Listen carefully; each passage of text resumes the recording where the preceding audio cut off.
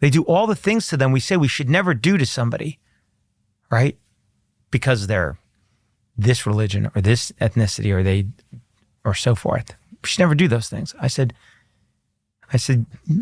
that's the group you're talking about. I said, you're talking about a group of individuals. Most people vaccinate. I said to him, most people vaccinate. They choose to do it, okay? Rare is the person in my mind who just wakes up one day and goes, you know what I want to do today?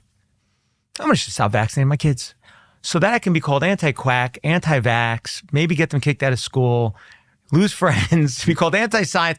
That's what I'm going to do today. No, nobody makes that decision lightly.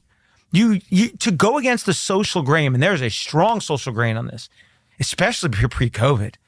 You have to have something pretty powerful happen to you. That's right. To make you decide, whoa, I'm not going to do that. Or I have some seriously held beliefs or one thing or another.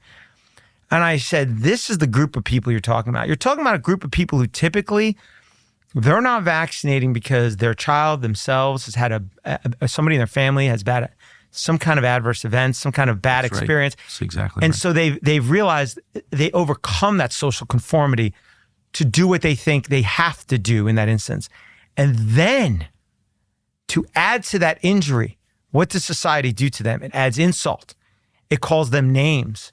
It berates them. It throws their kids out of school. I mean, it treats them in the worst ways possible, the type of stuff we should never do to people. But that's how those people are treated. And so when you say to me, do I feel like I've lost friends? Yeah, I've lost friends. But there's an entire community of folks out there who are that group I just described to you, and those folks don't have the government working for them.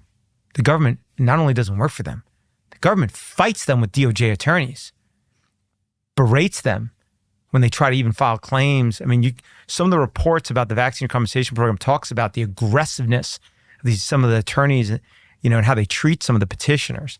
The government's not working for vaccine injured, it's working against the vaccine injured. It literally fights against their claims. So they're not looking out for them. Industry's not looking out for them. Who's looking out for them? They look out for each other.